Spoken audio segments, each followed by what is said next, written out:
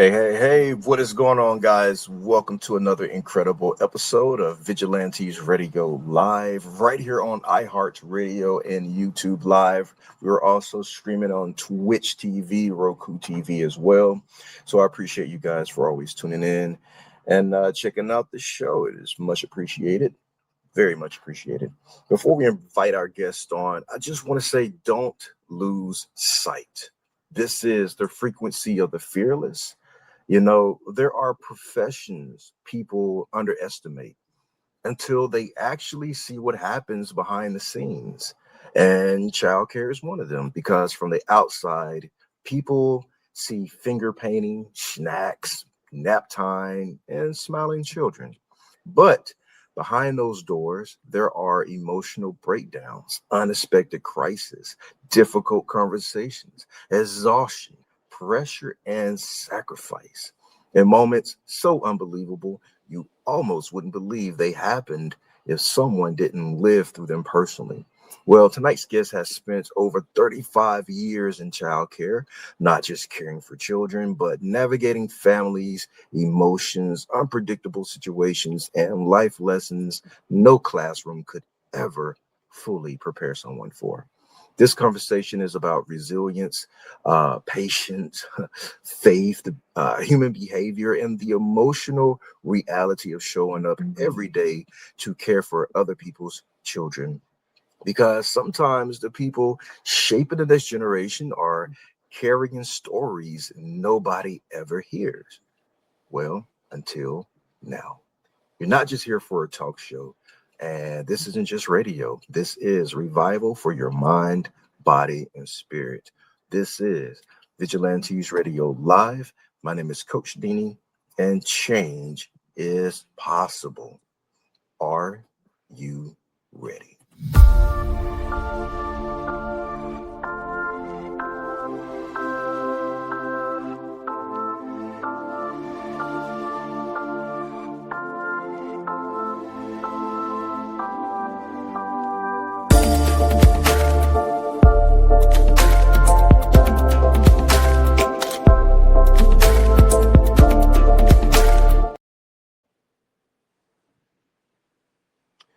All right, ladies and gentlemen, tonight's guest has spent more than 3 decades caring for children, supporting families, and navigating the unpredictable realities of life inside the childcare world. Miss D is a daycare owner, director with over 35 years of experience working with children. She's also an author, speaker, and childcare trainer whose work shines a light on the emotional, chaotic, humorous, and deeply human realities behind daycare life. Through her book, Daycare Chronicles, you can't make this ish up. Miss D pulls back the curtain on the unbelievable true stories, difficult moments, and powerful lessons and unexpected breakthroughs that shaped her journey in childcare. Her stories reveal not only the challenges of caring for children and managing families, but also the resilience, the faith, the compassion, and the purpose required to continue showing up day after day. What makes her voice so powerful is that these stories aren't fictional exaggerations. And if you read some of them, you're like, what? I know, right? That's how I was. But they are lived experience that prove truth is often stranger than fiction. So please join me in saying, welcome, friend, to Miss D. Hey, welcome to the show. Hi, thank you for having me. Absolutely. How are you doing tonight? I'm doing pretty good, doing pretty good. All right, that is great to hear. All right, for our listeners that are watching and listening, either by the radio or the podcast or the live streams, introduce yourself and tell them just a little bit about your background. Sure, my name is Dochingozi Houey, but everyone calls me Miss D. I have been working in childcare now for 39 years. Um, I built a beautiful daycare where we are teaching our children not just the alphabets and numbers and shapes, but we're also teaching them how to learn, how to retain information and things of that nature. We're also a faith-based daycare. So yes, we are praying with our kids and making sure that they understand that God is the foundation. I love that, praying with the children, especially since our public education system has virtually and basically kicked God out of the classroom. Yeah. Yeah. So, what made you continue to add faith to the childcare? Well, it's just simply walking through life and knowing that nothing can go further than God allows it to. And knowing that it's because of my faith that I've made it as far as I have. So it's definitely something that I instilled in my own boys. And of course, I'm going to instill it within our daycare children. Absolutely. All right. So, before we kick off everything that we're going to be talking about, what's been on your heart and mind lately? Oh, what's been on my heart and mind? Really, the book. The book. It's been quite a journey, you know. It's been a two years in the making of me writing it and kind of putting it to the side, then coming back to it, then putting it to the side. And finally somebody gave me a good push to say, let's make it through the finish line. So I'm really excited about that. All right. So I could imagine you are campaigning right now, doing multiple interviews, appearances, hugging Yes. necks, kissing babies, getting the word out. Yes, you're right. All right. So after all your years of working with the children and families, what do you hope people understand most about the emotional impact childcare workers have on people's lives? I think that the biggest thing I can tell you is that parents sometimes expect more from childcare providers than they do from their very selves. Hmm. Um, I can even give you an example where we had a parent that seemed to nitpick everything, like, oh, Miss D, I noticed the teacher could have wiped that table a little better. She could have did this. She could have did that. And ironically enough, she invites me to her daughter's birthday party. And I said, let me go and show support. And I went to the party, I brought a gift. And when I got into her apartment, I, let me just say, I couldn't believe that this was the same parent that was nitpicking. And I'm just going to put it like this: I could not believe the environment, especially having a party. I'll leave it there. Me, I want to know more. Could you describe Mm, the scene? let's just say it was not tidy. Hmm. I did not feel comfortable. Oh gosh, should I be saying this? I did not feel comfortable eating there. Mm. Um, it was definitely not, how you imagine how someone lives because of, what you get to witness with them. It seemed like night and day. Yeah. I Yeah. think I understand what you mean. I was visiting somewhere and I have a beard, so every time I comb my beard, of course, it's going to leave behind some hair. Okay. And I think this particular time I just forgot to clean up the three strands that did fall out of the beard. Okay. And this person had a cow over three strands of hair, beard hair. But I was like, Wow. I'm looking around. I'm like, why are you tripping over three hairs when this is like Yes. this is like that? And they said, well, at least that's my own filth. And I was like, oh, okay. I, Hey. I guess I don't understand that. Right. Right. I was like, okay, well, I guess so. You have it. But so we're here to talk about Daycare Chronicles. Yes. Um, this title, people, I believe, will instantly react to. So, what inspired you to finally tell these stories publicly? I know you mentioned Oh, that wow. someone believed in the vision and finally gave you the push after months, maybe years of delay. And Yeah. I won't say procrastination; I'll just say delay. Yeah. Because Thank we you. have life. life be life, and sometimes, and some That's things right. come before other things. And as time progressed, there's so many things that fill our lives right now. I couldn't even imagine for myself sitting down to write a book. So hats Yeah. off to you for pulling it off. Thank you. Thank you. Well, I definitely have to first give props to the bishop of my church because she was the one that told me you got a book inside of you and you need to write it. And then I have a friend named Tammy, and she and I would hook up once a month and just have dinner and catch up on each other's lives. And of course, every time I came to the table, I was giving her these wow behind the scenes stories. And the look on her face was always like, this didn't really happen. There's no way that happened. And I used to say the punchline to the book, you can't make this up. And and she said, you know what? I think you need to put pen to paper and I think you need to write this book. And here I am 2 years later. Here you are, and we glad that you did, Yes. because I can't wait to hear some of these stories myself. Oh yeah. Was there a particular moment where you realized people would never believe this kind of stuff? Yeah.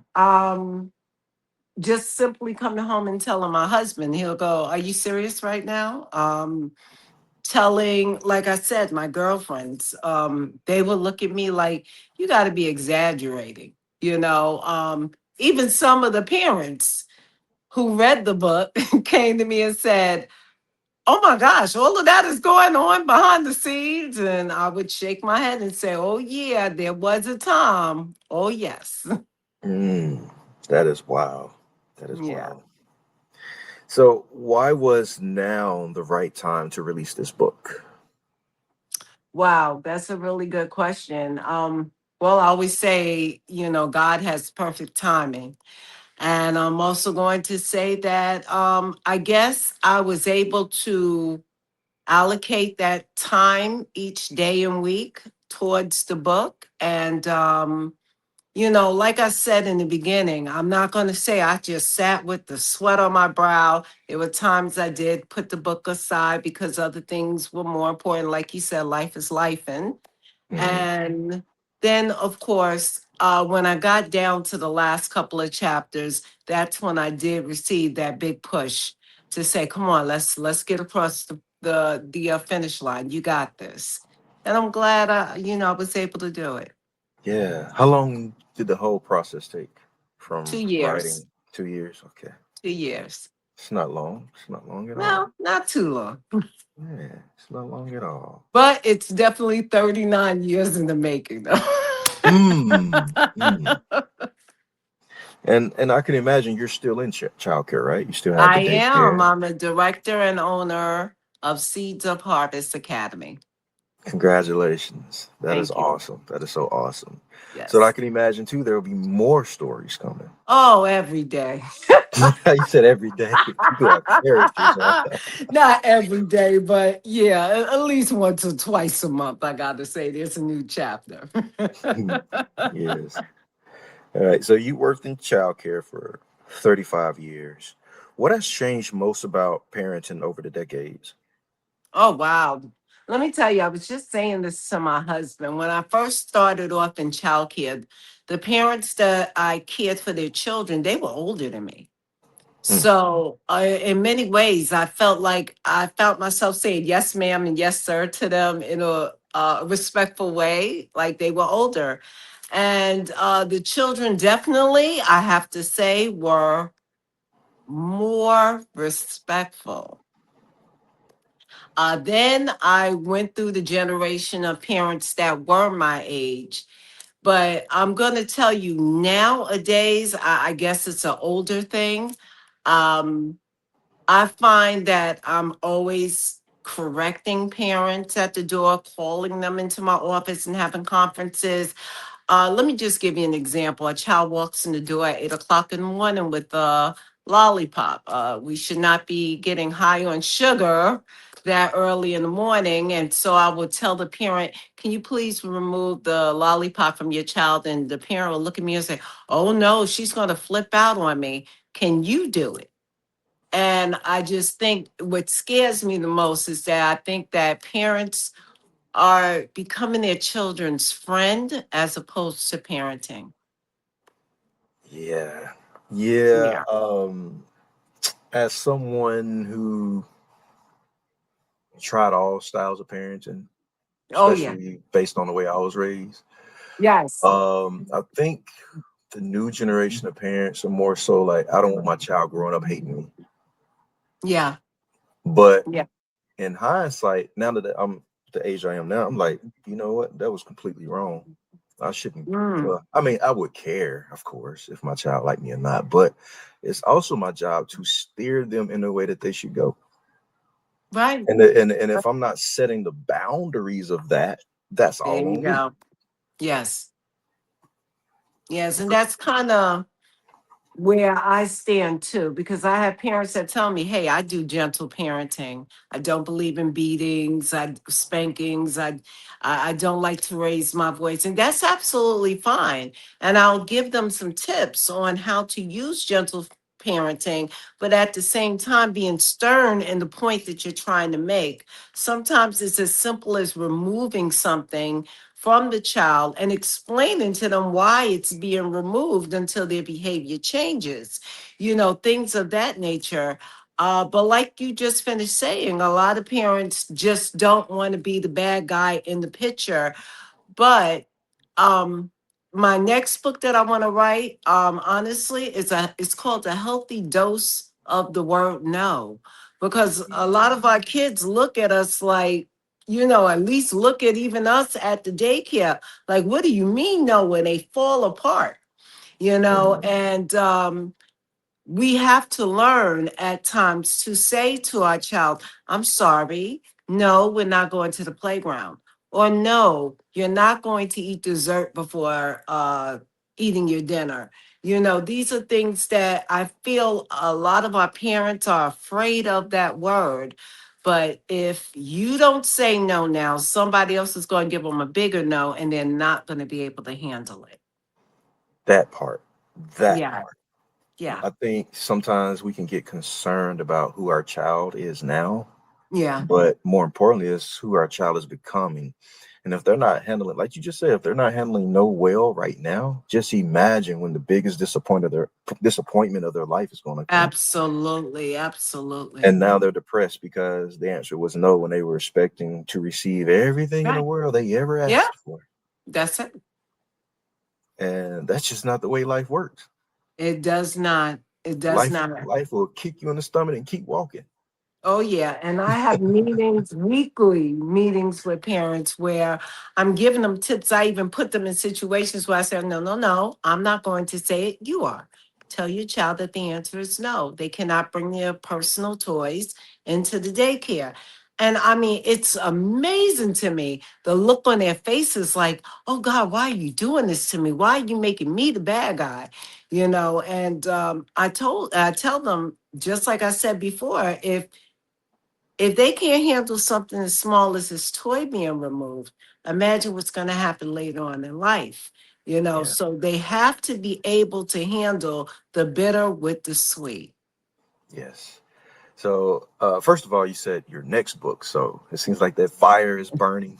Yeah, Congratulations oh, on that. there's always new ideas going on in my head. I would love to do a Daycare Chronicles too, but that I definitely want to write for parents, just a healthy dosage of the word no.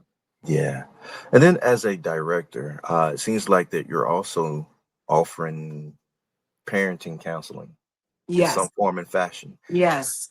Is that from experience or, or has education come along? Yeah. Absolutely. Yes, yes. I'm a mother of five boys. Okay. And I also, I speak to parents probably daily about Mm, a variety of different topics, subjects, everything from potty training to taking electronic devices from their child. I mean, these kids walk in like little robots, mhm. holding tablets, holding their parents' phone, things like that. I want to see, I love the fact that our kids could go outside and play, you know, Yeah. things of that nature. Yes, yes. And it sounds like we're dealing with the generation of parents that their parents worked all the time. Oh yeah, S- yeah. You see, you know what I'm saying? There was a period in time where just parents were working. Yeah, yeah, and I agree with you. I do believe that, but I also believe that we're in a generation also where parents believe I'm not going to do what my parent did to me, Hmm. not realizing, it took me many years to look back and say, it was good that my mother put me on punishment. It was good that I got that spanking. I'm not saying I'm for spanking for all my gentle parenters, but I am saying that sometimes we need that more stern parenting style in order to have children that are going to work hard, be dedicated, understand that things go up and down, life goes up and down, that our job is to make sure that our children are ready for this world. Absolutely. And that is a job within itself. Oh, amen. So, what challenges are child care providers facing today that people don't fully see? Oh boy. I gotta tell you, gaining parents' respect. I think that's one of the bigger things because even when I do training with my teachers, one of the things that I do is I bring up certain questions to them, like if you could change any dynamic of the daycare, what would it be and why? And sometimes I look for them to say, "Oh, I want more money," or no. They Hmm. actually say things that are more thoughtful, like, you know what? I wish that when I talk to the parent and ask them to do a reading assignment or stick with the potty schedule, or, I discuss a certain behavior with them, that they would be my backup at home, because I mean, we had a child, I'll never forget it, that actually said to the teacher said, "I'm going to talk to mommy about what you did." And she said, "So what is mommy going to do?" Wow. That's a scary thing. And I think back, if you told me you was telling my mother, I'm begging you on my hands and knees not to. Hmm. Likewise. Anything but Exactly. that. I'll wash the Yeah, dishes, mop the floors. there it I'll do whatever you is. want me to do. Just do not tell my dad. We need to just have I think parents need a healthy dose of respect. They have to have that because it helps daycares, it helps the school system. I don't know if you even pay attention to teachers on TikTok. They all are saying the same thing. Like, I just need the parents to back me up. You know, they're not getting that. Yeah, yeah. I am a one of those parents who are changing Okay. because I see the need for that. So my firm grip is tightening, Okay. and I'm also one of those parents who is aware that we're working 8 hours, they're in school 8 hours. After Right. all that is said and done, there's still dinner time. There's still like other things that has to be done around the house, and that leaves little time for parent-child interact or interactivity. Okay. And they're getting most of the parenting from school. I'm not saying particular my I family, but agree with yeah. that to a certain extent, but there is still the power of mom and the power of dad. I Hmm. even I've heard that same remarks from parents that are at our daycare. They say, well, they're here more than there. And I always tell them interaction starts from the moment you get in the car after you pick up your child Mm. and you start talking to them about their day. You ask some thoughtful question. What did you eat for dinner? I mean, what did you eat for lunch? What did you eat for breakfast? What was the letter of the week? Like we'll send a newsletter home with the parents so they can kind of follow along to what we're teaching the children at the school. So just asking them questions, and you know what? Even listening to them chatterbox, that is interaction. You're going to hear things in between every Mm. sentence that you may need to pay attention to. Even if they're complaining about a friend, my friend hit me. Oh no, what happened? Hmm. and then ask them, did you hit them back? Did you tell the teacher? What did the teacher say? Things of that nature. But that interaction should definitely start in the vehicle. Um, I know a lot of parents say they don't do the table setting dinner, but I think it's still important today. I think Yeah, that because that is yet another time where you can have that interaction with your child and the other family members. Just hearing absolutely. about everybody's day and so on.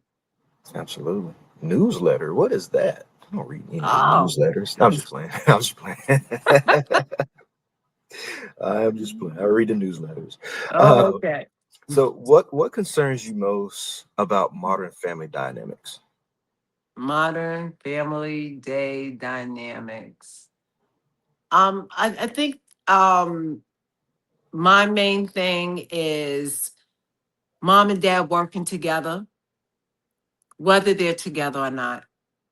I think that would be one of the things that I would bring up, whether they're together or not, still working as a functional unit, knowing that they have to bring this child up, regardless of how they feel about each other. I think that would be one of my things. Yeah, more parent collaboration. I love it. Yes, We need it. absolutely. We need it. So, Absolutely. on to the fun stuff. Your stories include chaos, humor, heartbreak, and resilience. How did you emotionally process intense situations while still caring for children daily? That's a great question. I'm going to say prayer. Mm, Prayer, and faith. Oh my gosh, if I didn't believe in God, my Lord, where would I be? But I'm going to tell you one of those stories that really blew my mind. It's actually, I believe it's the second chapter of the book. Um, I started off as an in-home daycare, and I have to say that when I moved into this particular apartment, I didn't have a lot of furniture, obviously. And when I started building the daycare, I paid more attention in buying daycare stuff than I did actual furniture for myself. And thank God the daycare started booming and started doing good. And I had this neighbor that was upstairs from me. And oh my gosh, I looked up to her. When I went upstairs into our apartment, it was so exotic. It was beautiful. The way she had to set it up, the way, the color schemes, everything was so beautiful. And I constantly complimented her on her place. And well, as business started getting bigger and better, I was able to buy myself a bedroom set. And then I was able to buy myself a kitchen table for my kitchen, and it was weird because every time I had a furniture delivery, my neighbor was sitting outside staring. mm, And I'm not talking about the kind of stare with pride because I thought we were really good friends. It was a stare like every time I turn around, something coming up in here. So me and her were on the porch one day. I'll never forget it as long as I live. And all out the blue, don't even ask me what we were talking about. She just interrupted me. She said, I just want you to know money is not everything. And I said, Amen, you're right. I said, but money pays the bills. And I said it like jokingly. mhm. And she just was like, I just want you to know you are not all that, sweetie. Don't think Whoa. that yeah, she just like went off on me, got up and walked off. And I just sat there on the porch, like, what in the world just happened? Well, I didn't think much of it. I'm thinking she was going to come to me later and say, hubby was driving me crazy or something, to excuse the behavior. Well, that Tuesday, my doorbell rings and I answer the door and it's the state. Now, I knew they already did their inspection. So now I'm like, why are you here? And I'll never forget what they said to me. They said, we received an anonymous call that you were serving the children dog food. And I said, what? So of course they had to come in. They had to do their full investigation, checking my cabinet, seeing if I had dog food. I said, sweetie, you're not going to find dog food 'cause I don't even have a dog. And ironically, this is the irony, just to show you how God works. I had prepared fried chicken, collard greens, mac and cheese, and cornbread for the kids that day. Mm. Ironically, so they were all sitting around eating their little cornbread, and she would take, I think she took two of the older kids and said, did you ever eat dog food? And they were laughing and said, no, silly. They were saying things like that to the lady.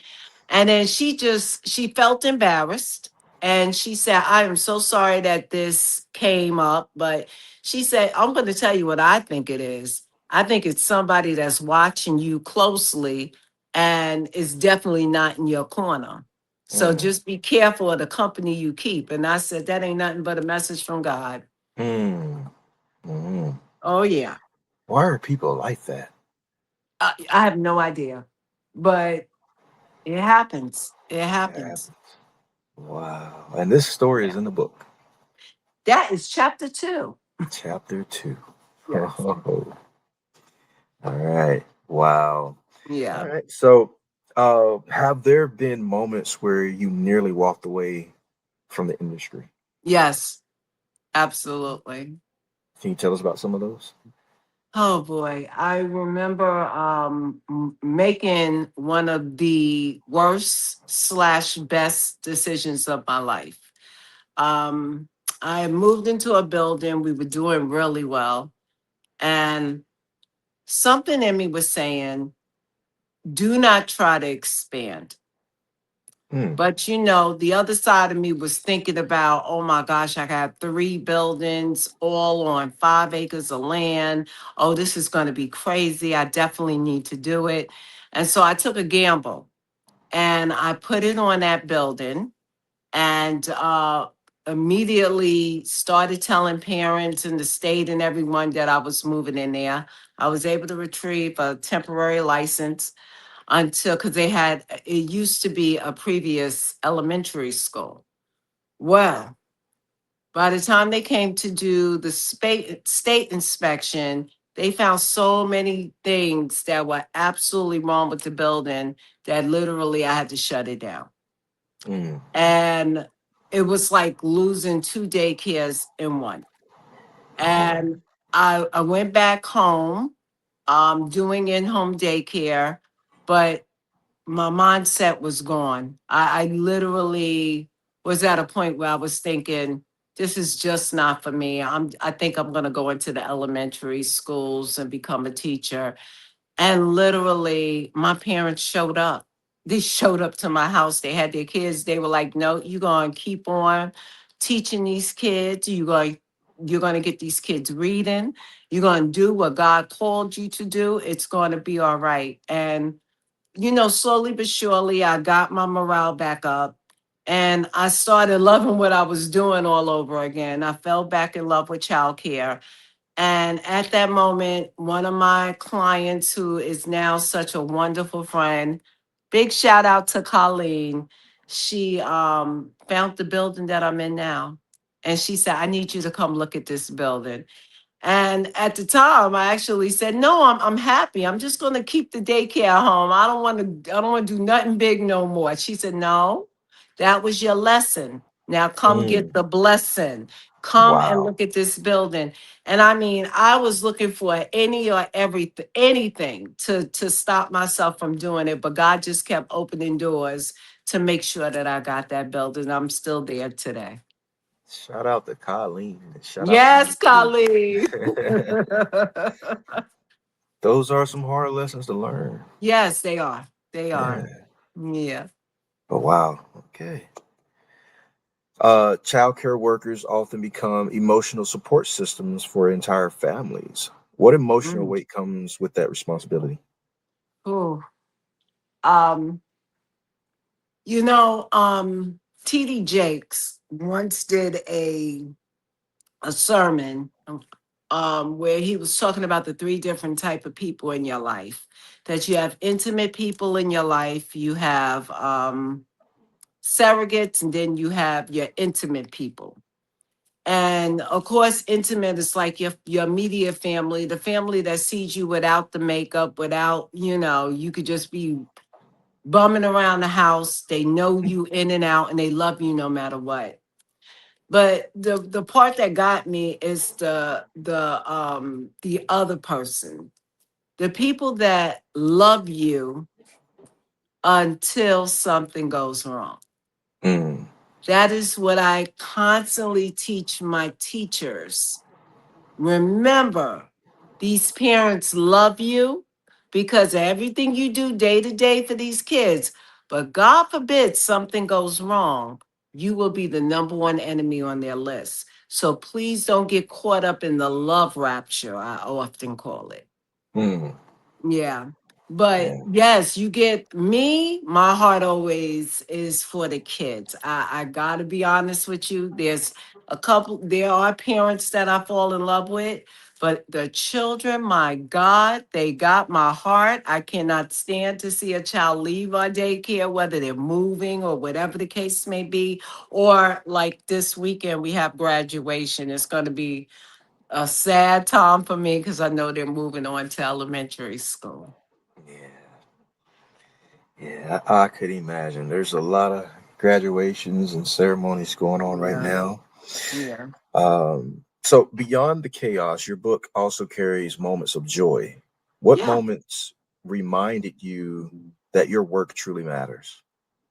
Oh my gosh. I think the last chapter of the book, I thought it was so important for me to include it.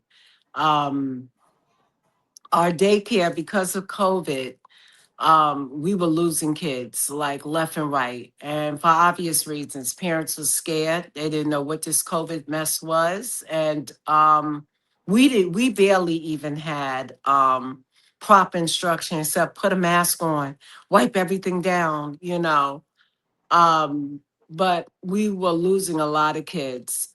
So much so that I had to make the decision to shut the daycare down at that time temporarily until we received more guidance on what to do. And everybody was scared during that time.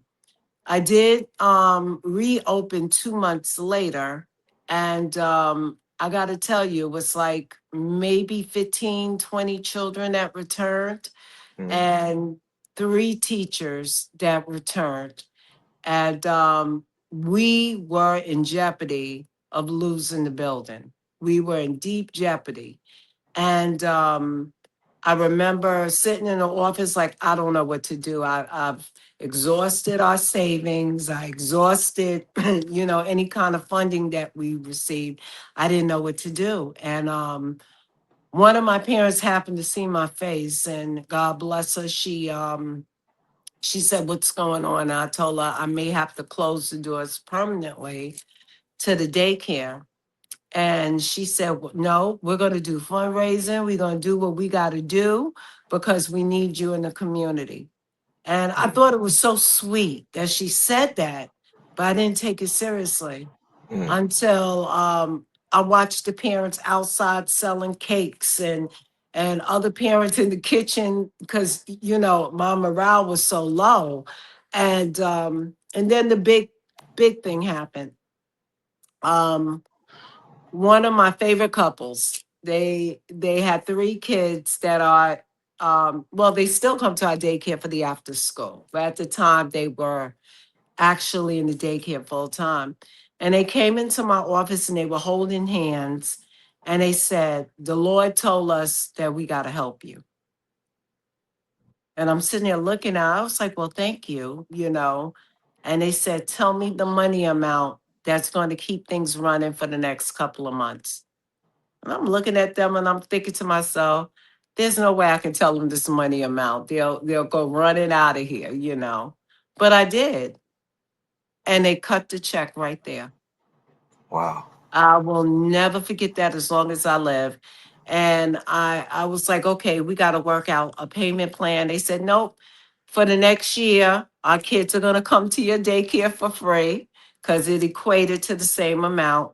But I did one better. Um, when the year was up, I told them their oldest child, they would never have to pay a dime of child care for her. for the Mm. rest of their stay with us. And I love you, Chris and Ashley Maxwell. I love you. Shout out to the Maxwells. Yes. So you mentioned something when people would say those kind things to you. I won't say that you dismissed them, but it's kind of like, all right, well, thank you. Is it because when people say kind things, they rarely follow through? Yeah. You know, a lot of the book that Daycare Chronicles, a lot of it is a lot of things that went crazy. People saying one thing and doing another. Mm, And sometimes, my husband, he used to do this to me. He used to put a black dot on a white piece of paper. And he would say to me, "What do you see?" And I would say, "I see that black dot." He said, "But you don't see all this red, all this white around it. You don't see this piece of paper. You just see that black dot."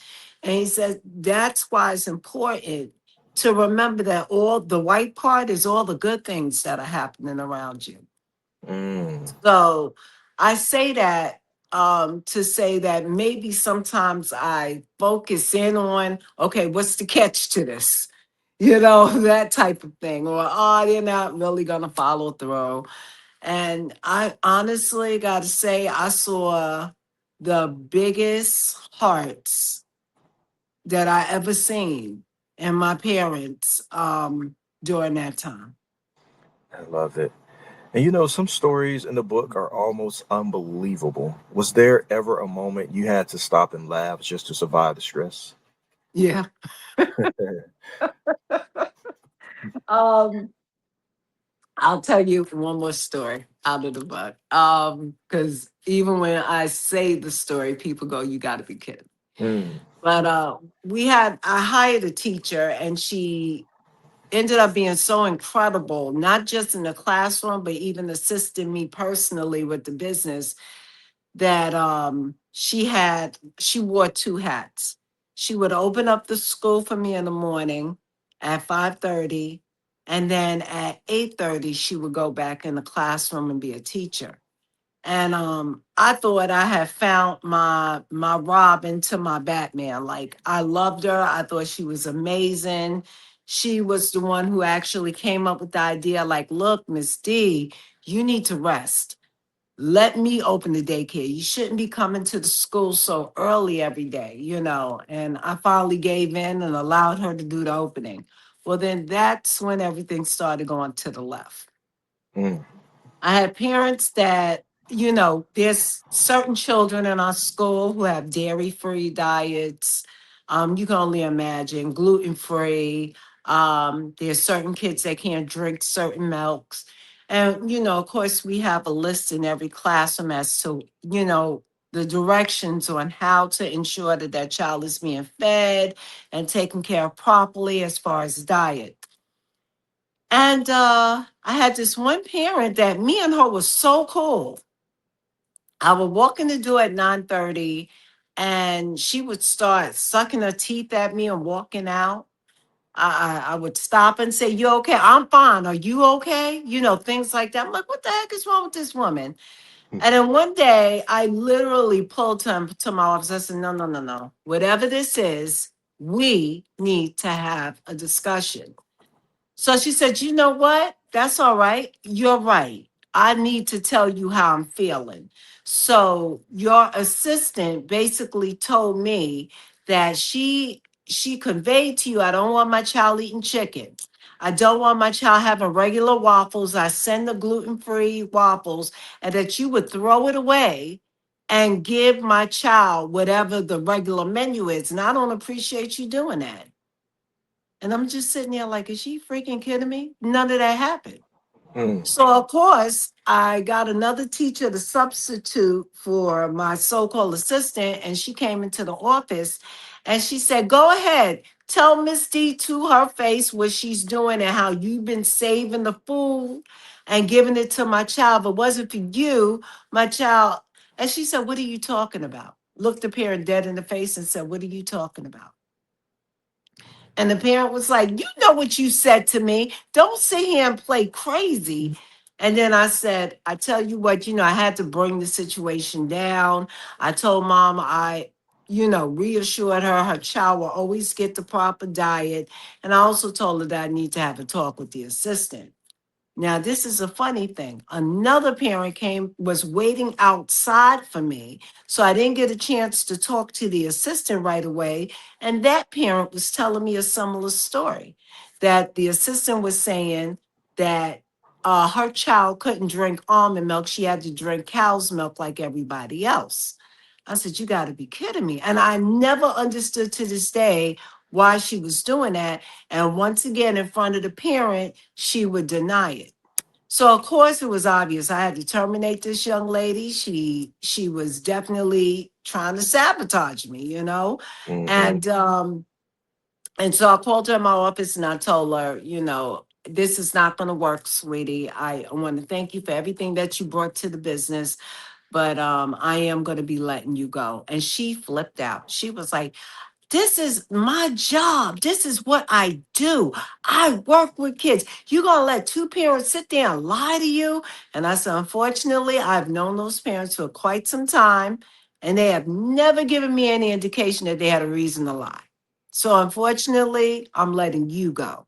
So she went to pick up her 2-year-old daughter that was in the classroom. She walked out the door, and I just thank God something in me said, lock the door. So I locked the front door after she walked out, and she was sitting, like standing outside of the car, and you could tell that she was changing her baby's diaper. Okay. She then comes back to the door. She's trying to open the door, and she was like, let me in here, let me in here. And I was like, no, sweetie, it's time for you to go. You got to go. Do you know she opened up that diaper with the poop in it and smeared it all over my door? Smeared it all over my door. So I had to call the cops. Cops came. She was still standing there. And the cops told me to get some cleaners, paper towels, rags, whatever, because she wasn't going to leave there until she cleaned it. And yes, she did clean it up. Now, here's Mm. the funny part. 2 months later, I'm in Publix supermarket with my husband. And I told my husband, I said, I'm going to go to the deli. I'm in the mood for a turkey and cheese sandwich. And I go up to the deli, and who's behind the counter? Ooh. My old assistant. So Oh, she turns wow. around and looks at me as if nothing happened. She goes, hey, Miss D, it's so good to see you. Oh my God, you're looking good. Oh, I see that you put in for a turkey and cheese sandwich. Let me make it for you. I said, no, ma'am, you good. I'm good. I do not want that sandwich anymore. You have a nice life. And I walked off. People are nuts these days. Wow. Yeah. Yeah. So those are the kind of stories I'm talking Yeah, yeah. about. Wow. It's like as a director or owner of a company, you have to almost think like a mob boss sometimes because you never Yes. know who's in your garden. Yep. And what I also had to learn over time is that when you're in the hiring process, you can't hire nobody in one day. You can't do it. Mm, You've got to make sure that they let their guard down, because the person that you meet when the guard is down, that's who you really got in your daycare. So I always do a 45-day hiring period where you are under surveillance on every angle. So mm, I can make sure that you are the right fit. And once you have passed that 45-day, I even have a parent council that assists me. And I ask them, hey, how is so and so working out in that classroom? And they'll give me their yay or nay. And that is how I do my hiring process now. I want to put my kids in your daycare because your hiring process is second to none. Yeah, you got to these days, because people can hide. I don't care. I took an interview in class when I was in high school. Anybody can interview. Yeah, They can yeah, tell you all the beautiful things and accolades and this and that. And then when they get the job, you're like, wait a minute, that's not what you said. So that's why we had to think about it from a different point of view. yeah. All right. Your book is raw and it's honest. Did the vulnerability ever feel risky while writing it? Yes, still is. Mm. Still is, still is. Sometimes I wonder, like if a teacher's gonna say, is she talking about me? Or if a parent's gonna say, is she talking about me? But it is what it is. It's your story too. You're That's right. allowed to That's tell it. right. Your version of Yes, it. sir. You're right. Yeah. So after 35 years, what still gives your work meaning today? These kids somebody gotta get them on the right path. Somebody gotta do it. And as long as God gives me breath, I want to be one of the many. And now I'm getting into a new phase in my life where I want to help others to do it. I believe in learning through play. I do believe in that. But I also believe that children need to learn how to write their first and last name. They need to know how to read. They need to know how to do math computations. They should have some sort of exposure to a foreign language, science and things of that nature. And then I am a big believer in dance and karate and culinary arts and having that part of your curriculum as well. And that is what we do at our school. And I'm now in the process of training other schools on looking into how to do these things and implement them in your curriculum. I love that. All right, guys, I'm going to show you some things from the book, and then we'll come back with our final remarks. But I do want to show this real quick. Here it is, Daycare Chronicles. You can't make this ish up. Get your copy today, Barnes & Nobles or Amazon. We will include those links in the description of this episode so you can grab your copy. We also include the website. If you want to leave a comment, a message for Miss D, and let her know what these stories mean to you. Maybe you run a daycare, maybe you're experiencing something similar. Well, I think this is your dose of reality here. It's like, wow, this could be a reality show almost, but you know, kids' privacy is at stake, so I don't see that happening unless they're paid actors. Maybe I don't know. I don't know how that kind of stuff works. But here it is, guys. Daycare Chronicles. Pick up your copy today. The first day of daycare was supposed to be simple. Just a woman, a small apartment, and a heart full of hope. She cleaned every corner, arranged every toy, and prayed everything would go right. Then the doorbell rang. Standing outside was her first parent, with a shocked look on her face, holding the hand of a silent little boy. But it wasn't the child that terrified her. It was what the mother was pointing at, down the hallway. The moment she looked, she could not believe what she was witnessing. Some stories sound too unbelievable to be true, until they happen to you. Daycare Chronicles.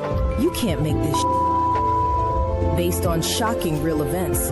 Reserve your copy today. Available now on Amazon. And this one's my favorite. I get a kick out of this one. I watched it so many times. I showed my wife. I was like, look at this. This is so funny. Check it out. The daycare provider spent the morning doing an art project with the children. Man, I really could use an assistant. That evening, while sitting on the porch, she vented to her friend about needing another set of hands. I'll be happy to be your assistant. I'm not doing anything. The daycare provider got excited and spent the rest of the evening discussing curriculum and payment. That Monday, the assistant showed up bright-eyed and ready with a notebook. The daycare provider showed her around and explained the daily routine. By day 3, things began to change. Can you please help me clean up and set up the next activity? The assistant got up with an attitude and reluctantly helped clean. During circle time, the daycare provider struggled to keep the children focused. Meanwhile, the assistant sat on the couch scrolling on her phone. I need you to get off the phone because we need to set up our next project. The assistant got up huffing and puffing with an attitude. I need to run out for a minute. Please follow the schedule. I'll be right back. Okay. 20 minutes later, everything was in complete disarray. What is going on in here? Ha! The assistant immediately started cleaning up. We need to talk. I feel like you're making good money and we should split the pay. Girl, are you crazy? I'm sorry, but I don't think we're a match. I hope this doesn't ruin our friendship, but I no longer need you to assist me in the daycare. Some lessons come with experience. Daycare Chronicles. You can't make this shit up.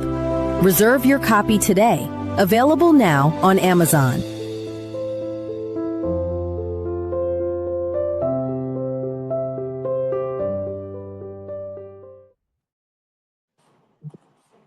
Yeah, that's exactly what I said. You cannot make this up.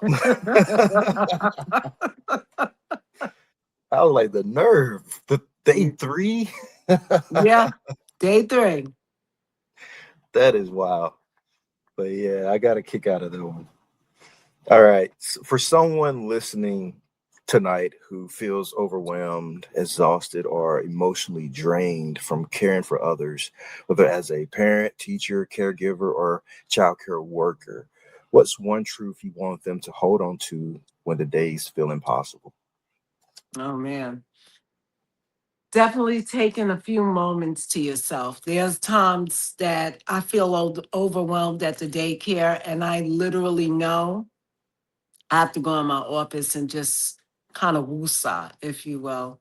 And sometimes it's prayer. Sometimes it's just simple meditation, putting on some ocean sounds or something to that nature. With my teachers, I do what's called a health check-in. I check in on them. How's everything? They know to be honest with me. Don't tell me nothing. Oh, everything's fine. No, it's not, because all of us have that point where we just need to get away for a second.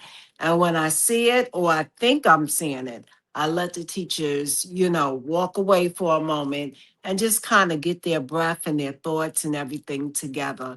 Daycare, I'm just going to say teaching in whole, because I have a lot of friends that are teaching high school and middle school and elementary school, and I got to say that it's not for the faint.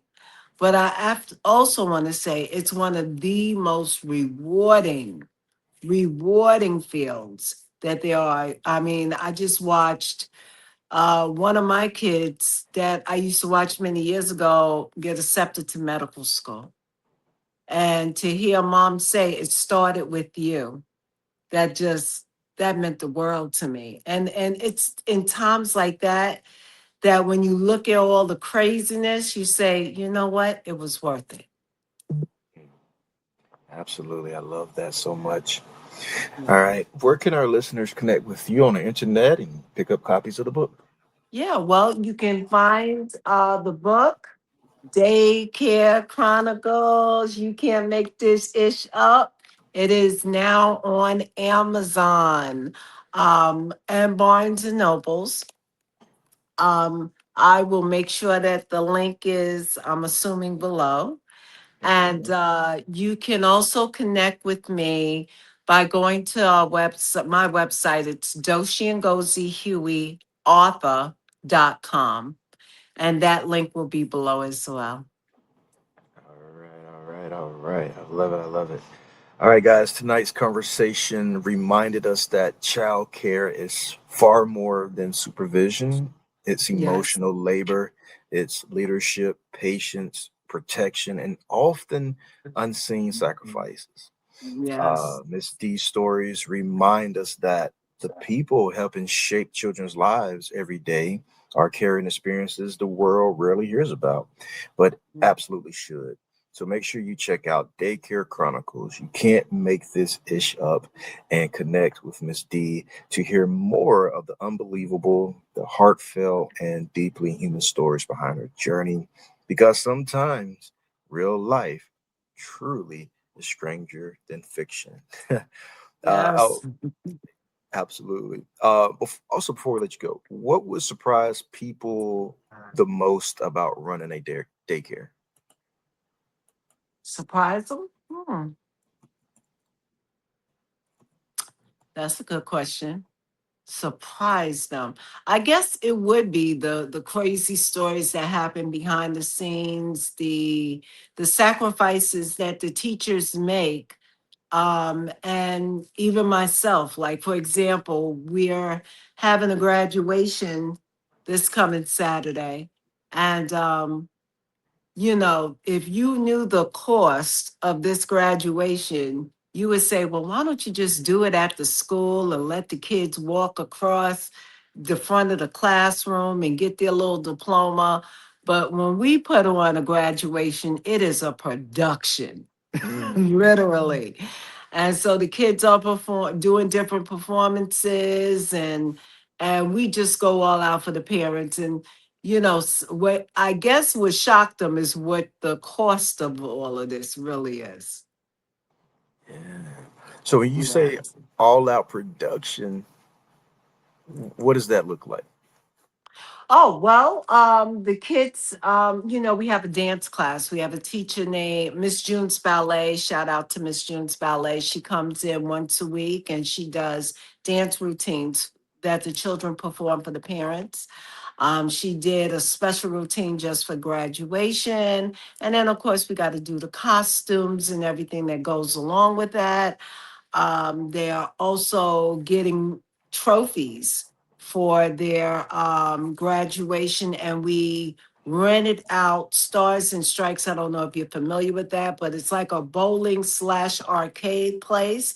But they have these beautiful, huge private party rooms. And so we just transitioned the party room into a graduation. Oh, I love that color scheme, all that as well. All of it, all of it, all of it. What's this year's color scheme? Oh, it's purple and gold. Right, all right. Purple and gold. I love it. Yes, Sounds royal. that's what my babies are. Ah, absolutely. All right.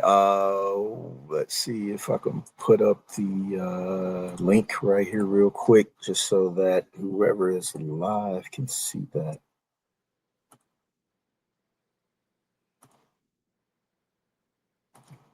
Let's see. All right. No, they won't let me do it here. That's all right. That is all right. Yeah, that's all right. Nope, they won't let me show it. All right, it's okay. Don't worry, guys. I will put it in the chat. I mean, not in the chat, but in the description of this episode and in the show notes.